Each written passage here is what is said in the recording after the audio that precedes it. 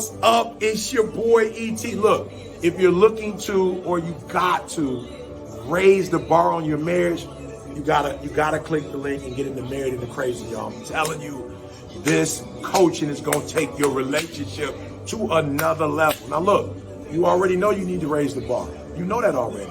So stop thinking or overthinking. Click that link, and Marriage and the Crazy is gonna take you and your spouse to marital bliss. Now you know. Click the button. Let's go. So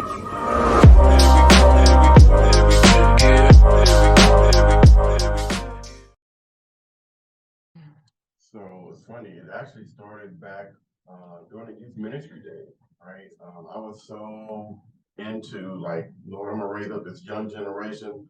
I'm gonna mix my military experience with my Compton Street experience, and I'm gonna come out these great young men and women.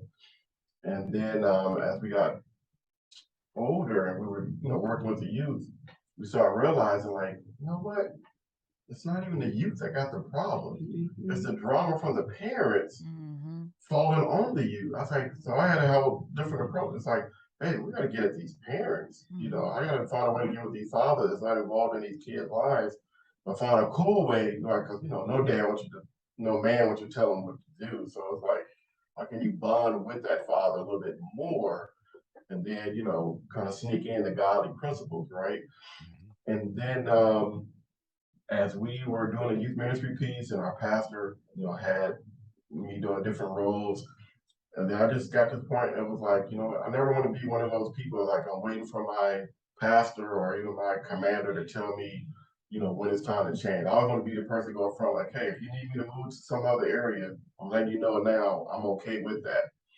And I remember sharing that with the pastor, like, hey, I can't be a youth pastor forever. Eventually, I'm not going to be cool anymore. I'm okay with doing something different. And that moved from being youth pastor to education director. Then I became leader over the ministers training, right? And then after that, our pastor wanted to go into a new season of small group studies, and not just in the church, but in the communities.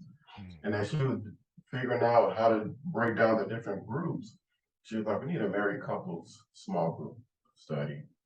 And she had reached out to us and said, hey, I would like for y'all to think about leading this small group study. I have no plan for what it should look like. I'm totally dependent on you guys to figure it out. And as we were, thinking about it, you would think that we would like jump right on it, but it was like, okay, we got a 1-year-old. How old was Joshua then? But we got a small child, don't have a babysitter. No, we had three. We had all three of them. Okay, no, we had all three.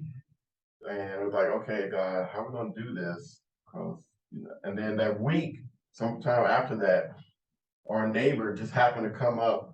Hey, I noticed that you guys, got the three. I just want to let y'all know that if you ever need a babysitter, my daughter would love it. And I'm like, okay, here's God putting stuff in motion. That's right. We didn't even realize it, right? And I was like, okay, so that's out the way. So what other excuse y'all got? Yeah. And it was like, got it. And that's kind of really how we got into it, was doing the small group Bible study. And we were like, and we were talking like, how we want this to look, because we definitely didn't want to come right out of the Bible. That was the first thing we do. We did not want to get from these couples, bringing all these scriptures and all this stuff. We're like, we want to be raw, we want to be real, we want to be relevant. And we just started doing some research on all these different books. And we're like, man, all these cool books out there. Love and Respect, His Needs, Her Needs, 4 Seasons of Marriage. I'm like, okay, so we'll get all these books and we'll kind of do it kind of like a book study. But we'll do it where we'll just bring realness with it. And we were doing a sign up. It was so funny because it was like all the men at the church that respected Veronica was like, yeah, I just signed us up for the Bible study so you can tell my wife what she ain't doing, right? And then the wife is coming to me like, my husband don't know, but I just signed us up for the Bible study. He don't even know it yet, but I know that you're gonna tell him what he needs to do. So we're gonna be there on Thursday. I'm like, I would think y'all need to know this together, but however God do it, that's okay. And I tell you, everybody think every time we do something, it's like gold, but I'm like, no, it was not. Like me and Veronica sit now, it's like that was toward the end eventually of the Bible study. But when it first started, they were sitting like this. And it was like, is this I'm sorry, did this say married couple Bible study? Because y'all look kind of far apart. I see that cold block of ice there. Oh my goodness. It was like, okay, what did we really get into? And luckily, we always prayed and told the couples, whatever we say in here stays there. Because we had people that were not leaders in the church, and we had people that were leaders. And it was like, hey, our marriage is gonna be on display this whole time. So trust me, you're only gonna get out of the study what you put into it. That's right. And we would read a chapter and bring it to the study that week, and everybody, once they saw how real we were, then they started relaxing, like, oh wow, they putting their business out there. I guess we can say something too. Right. Yeah, when you do a study like that, you have to be transparent. That's right. So I was hesitant because I was like, oh my gosh, we got to I don't want my marriage on display. I'm good. I don't want no trouble over in this well. Let me, Right. But when you have something good, it does you no good to keep it to yourself. That's right. Like I like coffee, right? And so God said, as more as I fill, the more I fill up your cup, you're going to have an overflow. And when I overfill your cup of coffee, all that's spilling out, that's the blessings for those that you guys are going to be with. That's right. That is in, it still doesn't take away all of your blessings. That's right. Amen. So I want you to just trust me through this and be able to display what I need you to show. Now, it was great. People saw me as shy. They knew me one-on-one and they knew what I can be one-on-one. But it was a great thing. And some of the men I didn't really know, so they got to know me. They would come up to me now like, oh, I'm so glad, you guys did this for us or whatever. But that first night was so tense, you could hear a pin drop.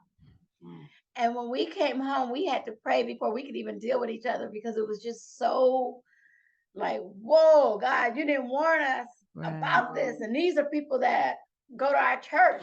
Some of them are leaders, and this is a lot, to take on. Yeah.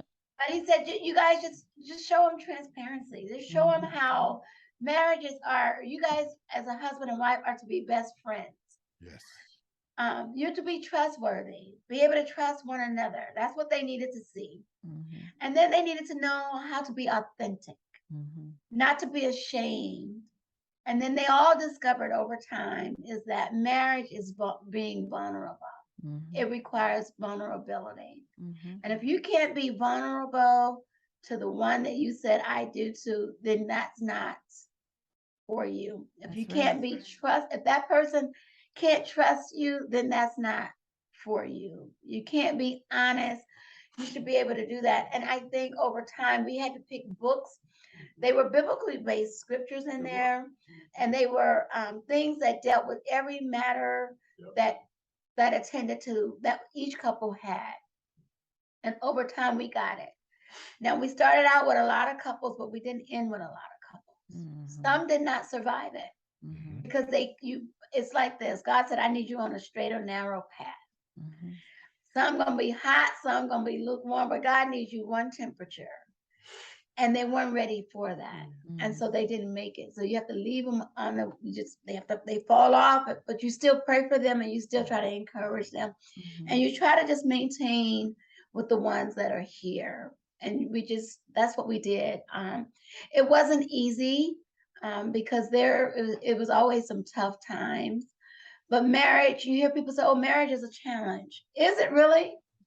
Because if you work on yourself to not be the part that's being challenging, then, you can reciprocate whatever. I like how Darrell said it, we're going to take off our representative because when we say I do, the representative leave and say you're on your own. We can't keep up with what all the representative was persuading the other spouse that I'm really not, right? So it's just being real and genuine and transparent. And not only just transparent with other couples, but transparent with one another. And that was the thing about Darrell and I.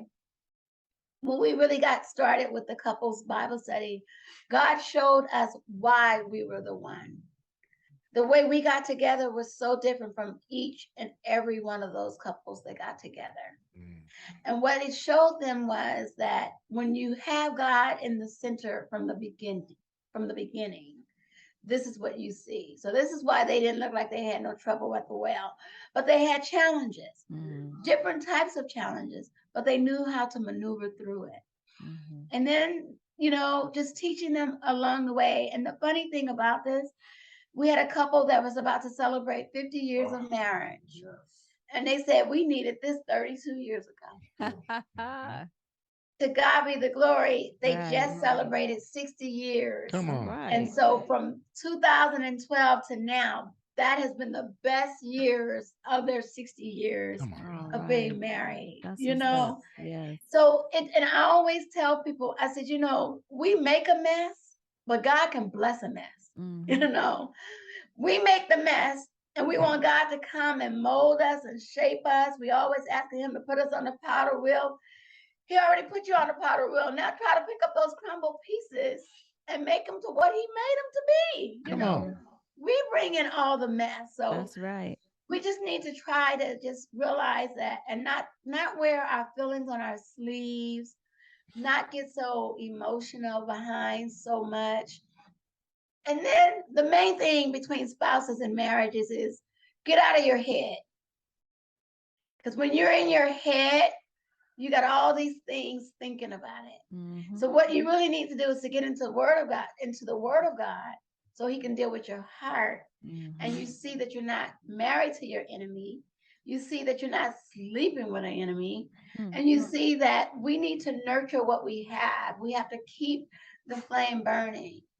It may be flickering, but what other oil do you need to add in it to keep that flame steady? So marriage, I love it. I didn't, because I am a product of marriage, I'm only going to teach marriage. I'm only going to promote marriage. When I was single and living a life of singleness unto God's glory, I taught that to the single women. But now I have a new role. And so as you can tell now, I just walk in it. You just do you. God don't want me to be nobody else but me. That's right. He don't want me to do it no other kind of way. I gave you examples, but I've already made you guys an example. And now we just try to show the love that we want our children to foster in relationships as they grow. And that's really it. I mean, it's not an easy thing to teach Bible study, especially when couples go through, but we have to be compassionate. We have to be empathetic. And most of all, we have to give them God's undying love. Come And on. I think for the Bible study, and then eventually the pastor put us over married couples ministry. So that's the other piece of answering your question. Yes. So now we had 7 years of people like, no, you need to go talk to them. Like they're real, they're not going to judge, right? So now, before a couple gets married at our church, they have to come through us. If they want any of our pastors to marry them, they have to come through us. If they don't, then they can get married outside the church. But the ones that do come through us, they walk away with it. Like, man, I'm so glad I got this foundation because I didn't know I was carrying on, all this other extra baggage, from my dad or my mom or my dad not being in my life. And so I think that's what got us to where we are today. Just, the Bible study, and really having a heart. Like, man, we don't want to be the only couple to go out to dinner. Like, we want all 7 of us. Let's roll out deep. Let's take over Outback. And like, man, look at all these happy couples.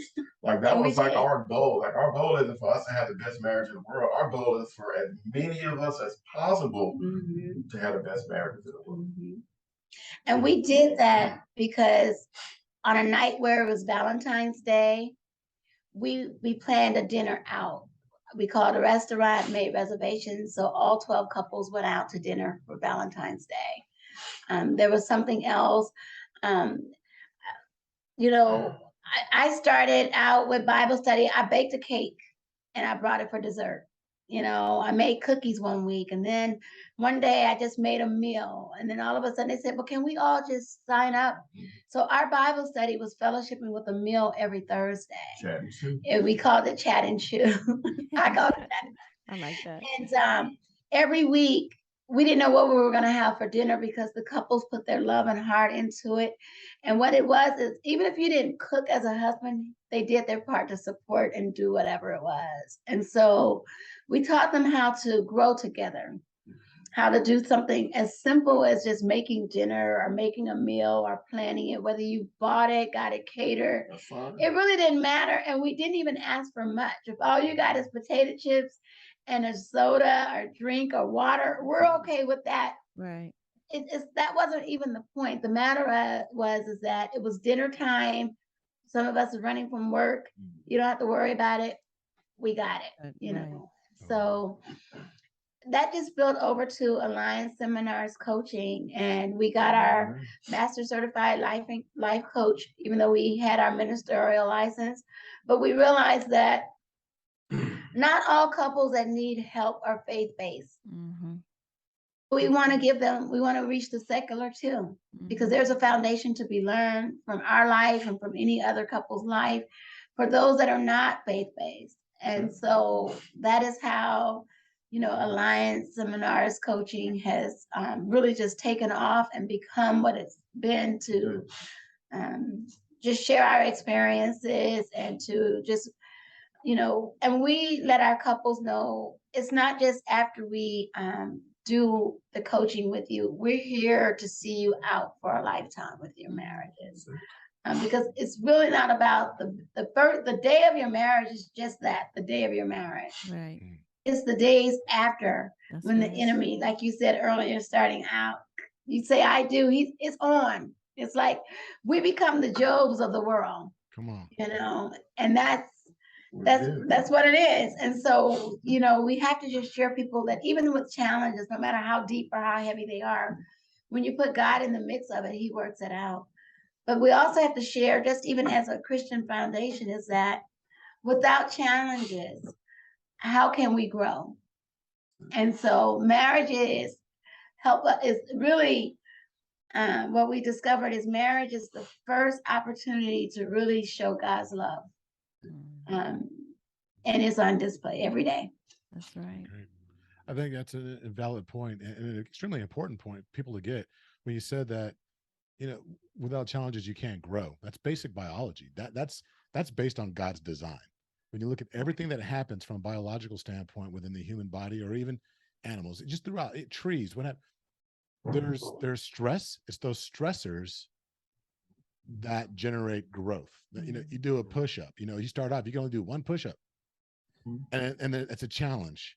And there's soreness, there's lactic acid, there's the muscle fibers being torn. But when they come back together, that rebuilding, that growing enables you to be able to do 2 push-ups next time, 3 push-ups, a week later. And so it's that growth. And it's the exact same thing when it comes to our marriages. There has to be, unfortunately, to a certain extent, people's mindsets, there has to be some marital scar tissue, if you will, or some strictures that have to be developed in order for you to actually become stronger to withstand all the things that the enemy is going to bring to your doorstep. Very true. Yes, that's right. And I love that you are doing it in such a strong and large fashion. Not just in the DMV area, but in, throughout the United States. I mean, because I know that people can reach out to you and have you do a variety of workshops, series, keynote speaking, so much more. So there's something though I would like you guys to talk about. I almost said I would like them like you weren't here. CPR. Tell us about CPR. Yeah, that's one thing when we were thinking about how we wanted our coaching session to go. It was like, what do people need, right? We got some people that are looking for clarity. We got some marriages looking for purpose. And then we got a lot of marriages that's been there for a while, but they may not have been the healthiest. So they may need a little resuscitation. So as we were thinking about it, I was like, hey, clarity, purpose, and resuscitation. Yeah, that's because every marriage can use any of that depending on what season they're in, right? That's right. Clarity in the beginning, purpose maybe after you become an empty nester, right? Resuscitation based on you may have had a serious challenge and almost knocked your marriage off the rocker, and how do you put life back into that? So that's one thing. When it came to us, it was like, hey, that's really simple. CPR. Like everybody can identify with CPR. Now you talk about CPR for your marriage. Mhm. And we always make sure one thing we do is, we're not providing CPR because you have a bad marriage. We're just saying we want to provide CPR so you can have a healthier marriage. Yes. It's hard for even, especially the guys. The women, they're like, I got it. I'm already there. But a guy, you can't tell a guy like, man, your marriage, is whack and needs to be better. But if you say healthier, a guy can get with healthy. Like, oh yeah, I'm good with healthy. So that's kind of where CPR came from. Yeah, and that's really one of the things we promote. We people always ask us the question is what makes a perfect marriage? But our response is that there's no perfect marriages, but there are marriages that are out there that are healthy. And those are the ones that have gone through some stuff and you wouldn't know it today because they learn how to work and navigate through it. And the only way you can work and navigate through it, we tell people, number one, through God, but then also through a mediator, someone like a coach. A coach, we take them from today forward. Like if you're in a situation and today is the issue, we can help you. But if it's something that's remnants of your past that is so deep, then we recommend a licensed counselor, whether it be a psychotherapist, whether it be a marriage counselor, because they can go deeper into the root cause of all of your past history.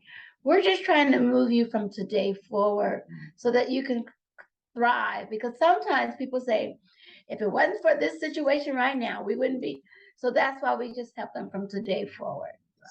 We may have remnants of what happened yesterday, but it's nothing deeper than that.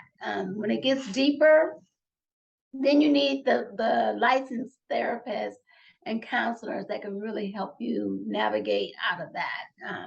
Individually and collectively, you have to go through those type of things to get yourselves together. So I love this emphasis on healthiness. So it leads me to my next question. I just gotta know, what is a healthy hookup? So a healthy hookup really came from, I remember hearing that T.J. sermon a long time ago, where you would hear a lot of people say, I can't find the right person. I can't find the right person. Everybody I meet. And it got to the point, one of my sayings was, well, instead of looking for the right person, why don't you just practice being the right person? Right. And then if you practice being the right person, somebody else is practicing to be the right person, and then God can put y'all together, then it's going to be healthy. It's not going to be perfect, but you have a healthier foundation to move forward, right? Kind of like what you said earlier, Ernie, about, some of those military couples, and it happened in the civilian world too. People come together for the wrong reason, right? I didn't have a dad. I need to put a male in my life. I never had love. I need to find love in my life. I'm tired of being single. I need two incomes. It's like those are not healthy reasons to come together. But like Veronica said, even if you come together for the wrong reasons, over time, God can still make that marriage healthy. And guess what? Now you become that testimony. That's one thing we used to always tell our couple. We're not going to be able to help everybody. But when we pour into you guys, God's going to take y'all and you're going to bless the couples in your neighborhood, in your environment, right, that are around you. And then that's how healthiness continues to grow. That's beautiful. And healthy is, just one more thing to the healthiness. It's learning how to just be the authentic you, to talk in an amicable way, to try to find a resolution to the problem versus avoiding it and avoiding talking about it, because that's really where all that the stress and the strain comes in the marriage, is that when we don't really deal with what's at hand, it's avoiding it and keep putting layers and layers on it. We want to continue to pull back that onion, and then that's how it gets to being healthy.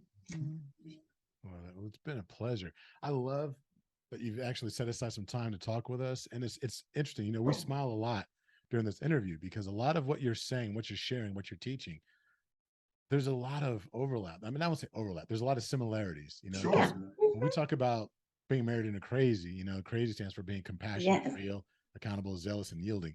And you hit on every one of those in your ministry as well. And I really love that. So Snooks has this one question that she always asks.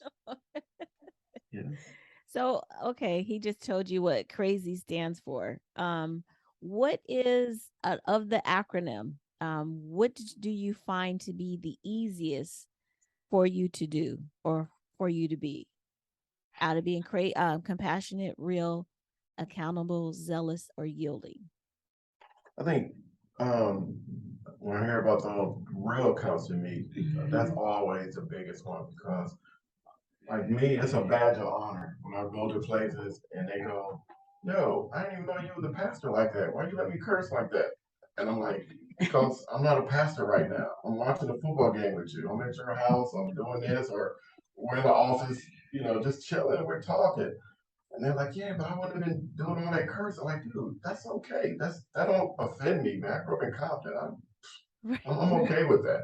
So to me, the realness is good because that transfers over to anything else. Yep. So when a lot of wives, they can connect with Veronica right away.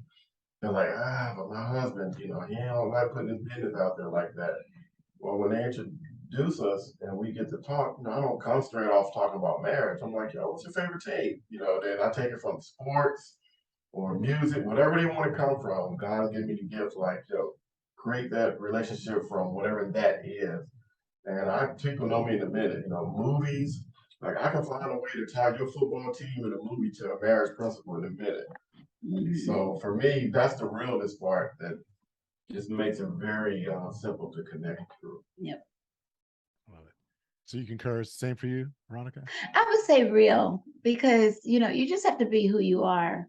And I think it's straight talk. You just have to come to people with straight talk.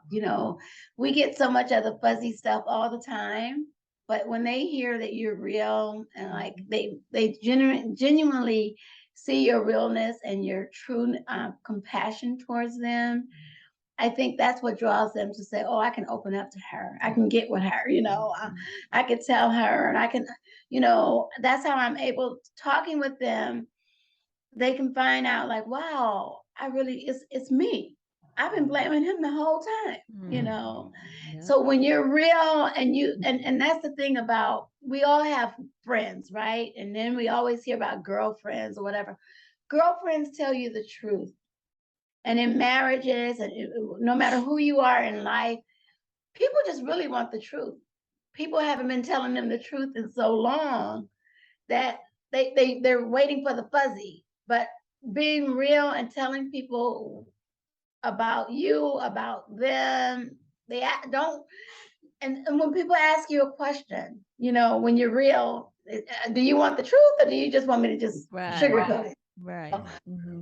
And when they said, I want the real thing, I said, well, be ready, sit down, get ready for it. Right. And I think that's what draws people when they realize that you're genuine and that you're real, that you don't, you're just being yourself. The truth is the truth, and you're not going to shake it, for something else. And people out of the realness, that's what gives them the comfort to say, oh, I can open up and share. I can be authentic. I can share. I can take all of that and give that to them. So, yeah, I think the real is for me as well. Nice. Well, let me ask. So let everybody know, how can people find Veronica and Darrell? I mean, and, Alliance seminars. So give us all your handles. How can people reach out to you, connect, and utilize your services? So interesting. So you can obviously find us on Facebook through Alliance Seminars Coaching, and then our website, allianceseminars.org. Those are the two main ways. And it's so funny when we talk to different people and they're like, man, that background is so crazy and you've done so much, dealt with miscarriages. Like y'all should be, speaking all over the world and trying to get as many couples. And we always tell them, like, that's not what God has gave us. Like we still raising twins, right? We got 10th grade twins.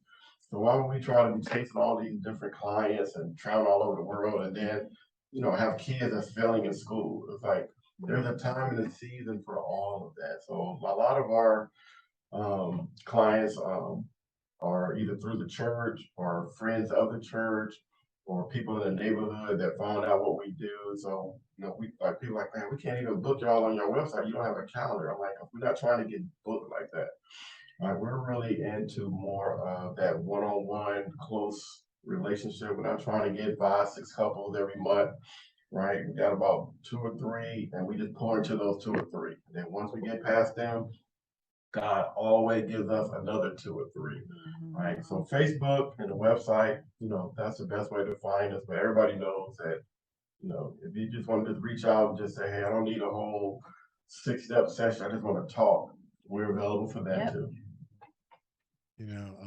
Where you're located, I would hope that somebody, it's funny that one of the largest segments of people that listen to the podcast happen to be in the DMV area. Okay. So and we don't know why. I got family, half my family's down in that area in Virginia, but I guarantee they're not the ones listening. Gotcha. But but I know that just based on your proximity to the White House, if we could just get folks in the Capitol to talk to you, to reach out to you, to work on their marriages, and I believe that would then, go ahead and help build our nation from the Capitol out.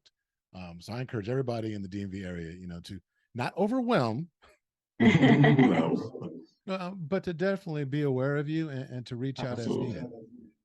Definitely here for anybody, because like I said, our main goal is we want as many healthy marriages as possible. Yes. That's right. I feel like the healthier you are in your marriage, I mean, that's going to exude outside of your home, and that's going to show to other people.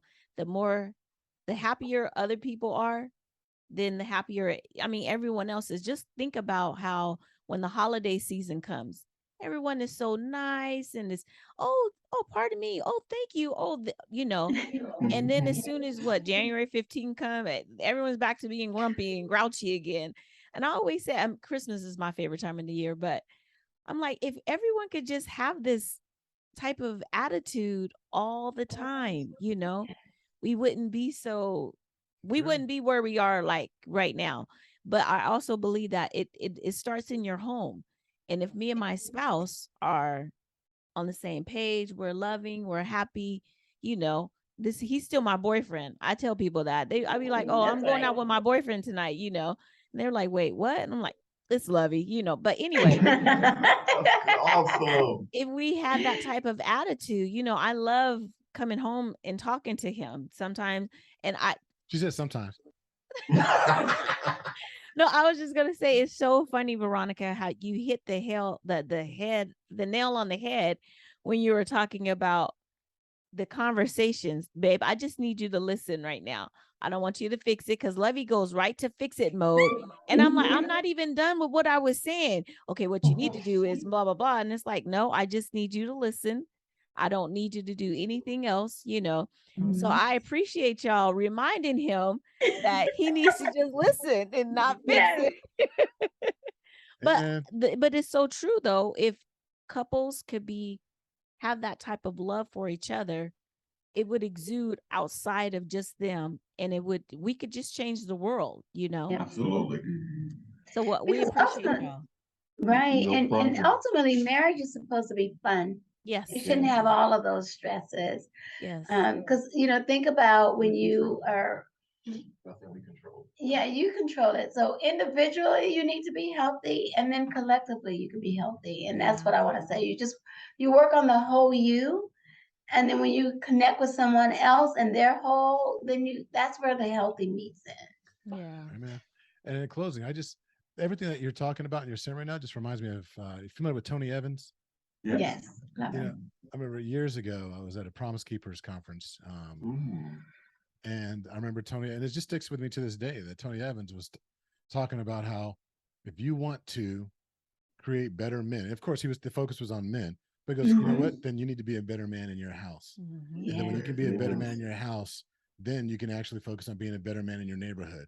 And then when you're a better man in your neighborhood. So I'm saying the same thing about our marriages. If you want to be around more like-minded couples, we call it an iron tribe based on Proverbs, right? Iron sharpens iron. We think that couples should sharpen couples, but be a better couple in your home, then be a better couple in your neighborhood, and then in your community, and then in your city. And then that's how it emanates out. And that's exactly what you're doing in the DMV area. And I can honestly say that we love you for that. I think that there's so many people that you've been blessing, and I can't wait to see how many more couples that you're able to bless because of God's blessing on your life.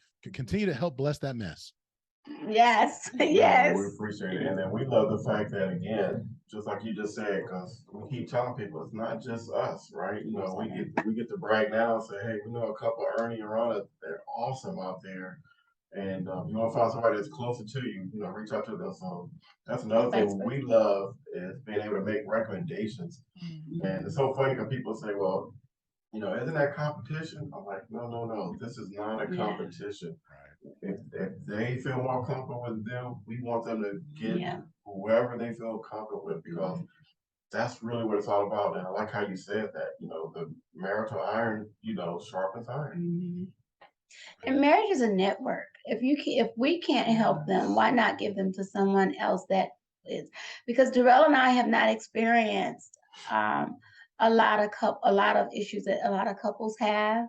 And that's what we do with our couples. We connect them with a couple that we know of that had a similar issue and that are now living healthier, so that they can learn how to get through it. Because we might not have experienced that. So marriage is a network, and that's what you build. It's like in our jobs and our careers. We have to have a marriage network. Married people need to stick together. That's right. What I can't do for you, I do know another couple that can. And we've always been that way, even in youth ministry and women's ministry, all in our entire life. We're just givers. And I think by us being givers, that's why we don't look for a reward, because we know that God has always blessed us, always put a stamp of approval for anything that we want to do, because we don't hold it in. Nothing is good for us if we hoard it. We have to let it go. I love that. I like that. Yeah. Well, look, everyone, this has been an amazing couple. I hope you've learned a lot here. And feel free to reach out to them. Again, you can always get back to them. And we're going to put it in our show notes where you can actually reach out to them at allianceseminars.org, as well as Alliance Seminars Coaching on Facebook. Like we always say, until the next time, Be blessed. all right, bye. Bye.